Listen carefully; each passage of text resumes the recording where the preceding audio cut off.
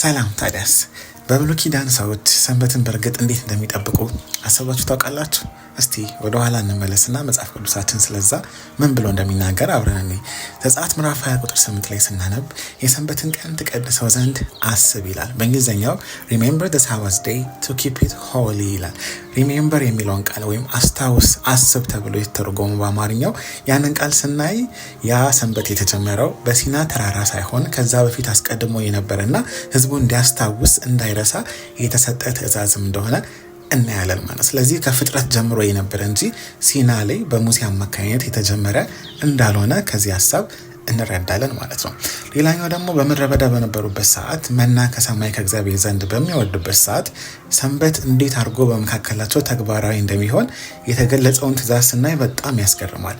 እዛ ጋር ሄደን ስናይ ለ6 ቀን ያ መና ከሰማይ እንደሚወርድ፣ ነገር ግን በሰባተኛው ቀን በሰንበት ቀን ያ እንደማይወርድ፣ ምክንያቱም የሰንበት የእግዚአብሔር ቀን የእረፍት ቀን ስለሆነ በዛ ቀን መና እንደማይወርድ ሲናገር እናያለን። ቃል በቃል ስናነብ ዘጸአት ምዕራፍ 16:26 ላይ 6 ቀን ተሰበስባላችሁ፣ በሰባተኛው ቀን በሰንበት ዕለት ግን ምንም ነገር አይኖርም ይላል። ስለዚህ ያ ቀን የታማኝነት መለኪያ በእግዚአብሔር ማረፋቸውና እርሱ የሚያስፈልጋቸውን እንደሚሰጥ በእርሱ እንዲታመኑ ማሳያ እንደነበረም እናያለን ማለት ነው። ነገር ግን እንዳለመታደል ሆኖ አንዳንዶች ባለማመን እዛ ቦታ መና ለመሰብሰብ በሚሄዱበት ሰዓት እግዚአብሔር ለሙሴ እንደዚህ አለው። ዘጸአት ምዕራፍ 16:28 ላይ ከዚያም እግዚአብሔር ሙሴን አለው፣ ትእዛዞቼንና መመሪያዎቼን ለመፈጸም እስከ መቼ እምቢ ትላላችሁ ብሎ እዚህ ጋር ሲናገር እናያለን። ስለዚህ እግዚአብሔር በሰንበት ዙሪያ ይህን ያክል ቦታ የሰጠውና ሲሪየስ የሆነ ጉዳይ እንደሆነ ከነዚህ ሐሳቦች መረዳት እንችላለን።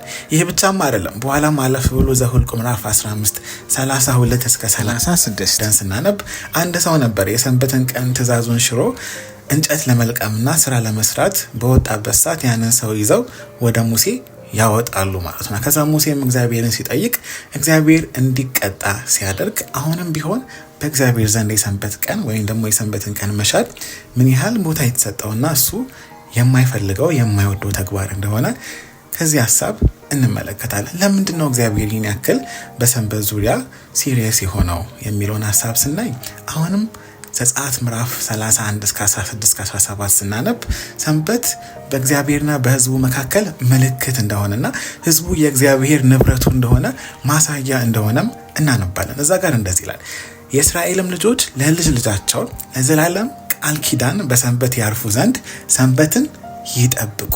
የዘላለም ቃል ኪዳን እስከ ልጅ ልጅ ድረስ የሚሄድ ማለት። ስለዚህ በብሉይ ኪዳን ሰንበት ህግ ብቻም አልነበረም።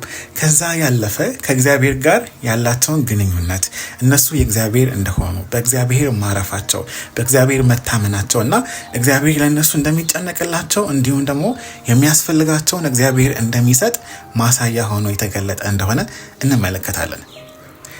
ዛሬም በተባረከውና በተቀደሰው የሰንበት ቀን እንድንቆም በረጅሙ እንድንተነፍስና የፈጠረን ማን እንደሆነ እንድናስታውስ እንደዚሁም ደግሞ የሚያስፈልገንን እኛ ስለጣረን ስለሮጠን ሳይሆን እግዚአብሔር ራሱ እንደሚያሟላና በሱ እንድንታመን ትኩረታችን እሱ ላይ ብቻ እንድናደርግ የሰንበት ቀን እንደሚረዳን ከነዚህ ሐሳቦች እንመለከታለን ማለት ነው።